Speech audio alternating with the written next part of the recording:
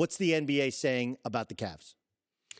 People think, look, you can't help but be impressed with what they did.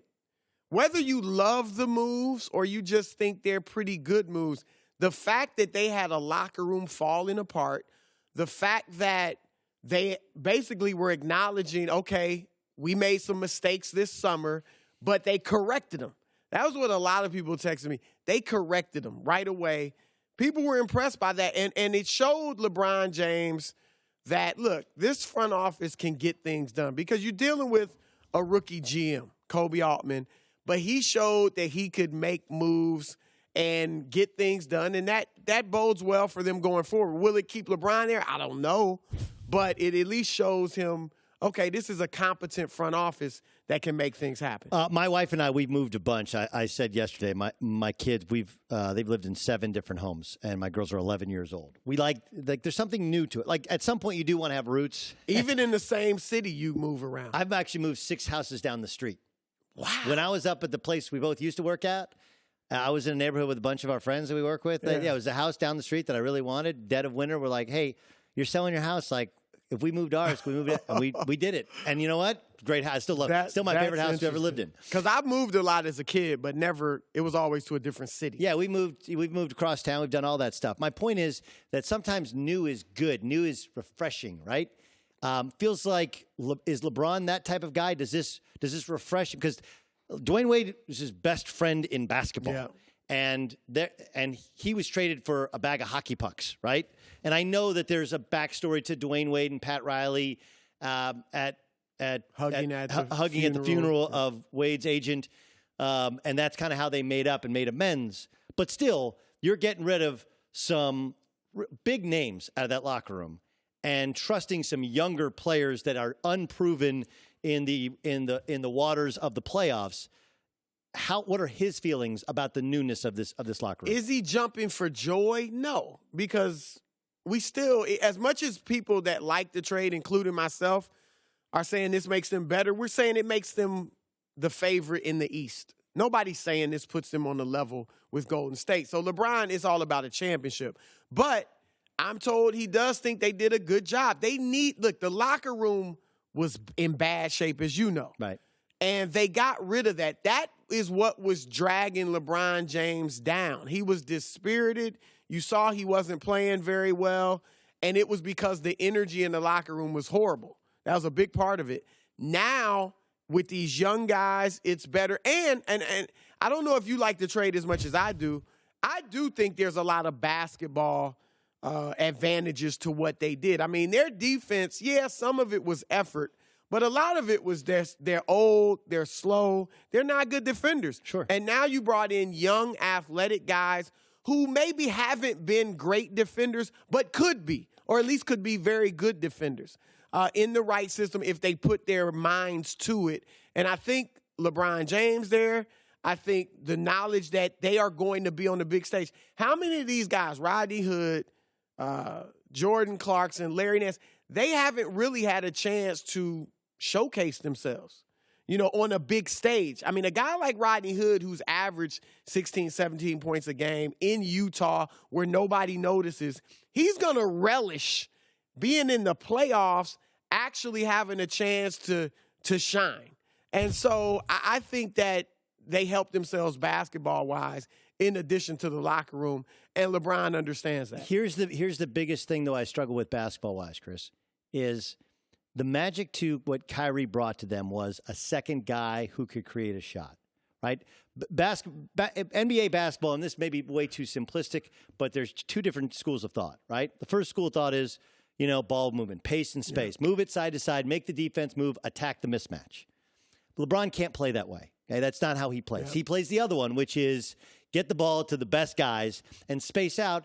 And then when you have a Kyrie, when you have a LeBron, when you have a Durant, when you have a Russell Westbrook, you have to help. You can't guard him with one guy, and that help defense, spacing everybody around, ends up creating shots for other people. That's how they have to play. My issue is they didn't acquire anybody who can create his own shot. That's not – George Hill's a very good shooter. He'll play well off of LeBron, but you can't give it to George Hill and say, go get us a bucket, right? Rodney Hood is, an up and down shooter, but you're not going to give the ball to Rodney Hood. Go get us a bucket. Jordan Clarkson can go get a bucket, but if he plays, that means George Hill doesn't play. He's like a bigger Isaiah Thomas, if you will, right? He's Vinny Johnson. Come in, try and score. If not, he's not. They don't really have a starting caliber Kyrie or Kyrie Light on this team, and so it's going to change the dynamic when they do get to the playoffs. They would be better. There's no question if Kyrie had just stayed or if they just hadn't traded him.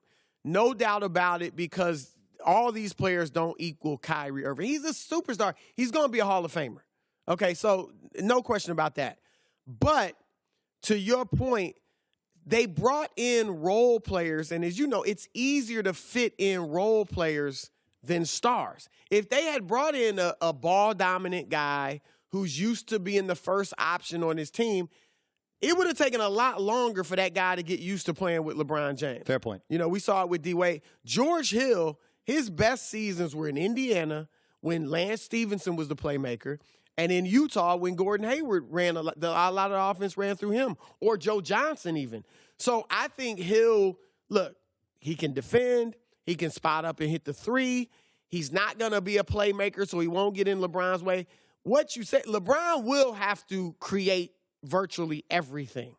But he's been playing that way for a long time. You're right. He doesn't have that Wade, that Kyrie, but I think he's got enough to win the East. And sadly, that's all we're talking about. We'll see. I think we are diminishing a little bit the Celtics, what they have, what they could potentially have if Gordon Hayward returns. Well, let's do this. Now, the Celtics are 18-12 over the last 2 months. Yep. That's 49 win pace. And look, like the Wizards who lost to the Celtics last night, they're another team and that people should have won that game. Should have won that game. They're actually playing better without John Wall. How does that work itself out? But those are two of the maybe 3-4 teams. The Bucks. The big thing to me is you still have some older. LeBron James last year he only had to go through 13 games. How many would he have to get to the finals this year? Let's do this. 14. Stay with us. Coming up, 14? I'll take the over. I'll take the over. Coming up next, going to hang with us. So will Rachel Bonnetta, of course. She's here the entire show. I'm Doug Gottlieb filling in for Colin. Last night at Staples, the Lakers stomped the Thunder. Very important. If you're just looking at final scores, Russell Westbrook didn't play. Carmelo Anthony didn't play. Should be pointed out, Jordan Clarkson obviously is no longer on the team. Lonzo Ball obviously still not playing. And Larry Nance is on his way to Cleveland. Can I ask you a quick question? Yeah. Do I think they're playing better because LeVar is in Lithuania? Yes. Well, beyond that, I was going to ask you, because remember, at first it looked like they couldn't win or even compete without Lonzo. Now they're playing really well without him. What's your take? I think Kentavious Caldwell-Pope was terrible when he was staying in the county pen or whatever, right? Understandably, I guess, right? He's been better. I think they found better. Kuzma, I think the Kuzma thing screwed up a little bit of their chemistry with some of the older guys were jealous. I think Julius Randle not being traded, and he's a little bit more comfortable now in his role. I mean, he's better coming off the bench. He's played well. He's played really well. So I think they figure, and of course they've had some soft spots in their schedule. Some it's about who you play, maybe more so. Like last night they played the Thunder. If Russell plays, if Carmelo plays, they get stomped. Yeah. But they chant Paul George's name, and Magic came out and said, "Hey, this gives us 2 open max contract spots for next year or for 2019."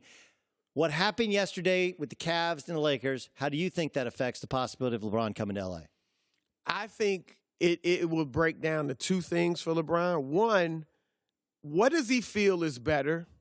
And not necessarily even in this order, but what does he feel is better? Staying in the East, dominating, keep getting to the finals, but losing maybe more often than not, or going to the West, and if you get to the finals, you're going to win it all, but you might not get there, or you might only get there once. Is he that upset about 3-5? 3-6 possibly, 3-7, 3-8 in the finals, and concerned about what people say about that and how that could impact his legacy. Second thing, what does Paul George do?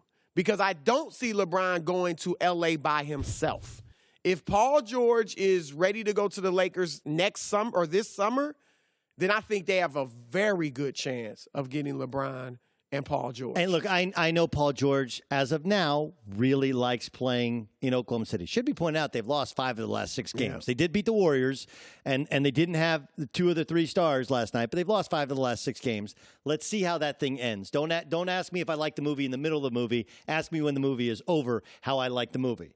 But to the one part that I think people are missing, if Gordon Hayward is back fully healthy next year, Jason Tatum's in year 2 next year, Jaylen Brown's in year 3, Kyrie Irving in year 2 with the Celtics, the Cavs aren't the favorites next year. We make the assumption that no matter who you surround LeBron with, he's always going to be the favorite in the East. I don't think, again, there will be some turnover and change with the Cavs roster next year. But I can't see a way in which the Celtics aren't at least co-favorites in the East if all those things work out. What if Cleveland, I don't necessarily see them going, 12-1 last year in the playoffs. What if they go 12-2 or 12-3, beat Boston in 5 or a lopsided 6? You don't think they would go back into, if LeBron stayed, they would go back into next season as the favorite in the East? And I want to throw this scenario at you too. What if let's say they go to the finals this year, lose to Golden State, I gotta go. but they get a Marvin Bagley or if they get a like top 3 draft. pick, that's May 15th, then that changes everything. Everyone's saying we've never seen this before with the Cavs. We have. I'll show you next in The Herd. Thanks for watching. Subscribe here to get the latest from the show. Also, be sure to check out more of the best clips from The Herd or go watch a few segments from our other shows on FS1.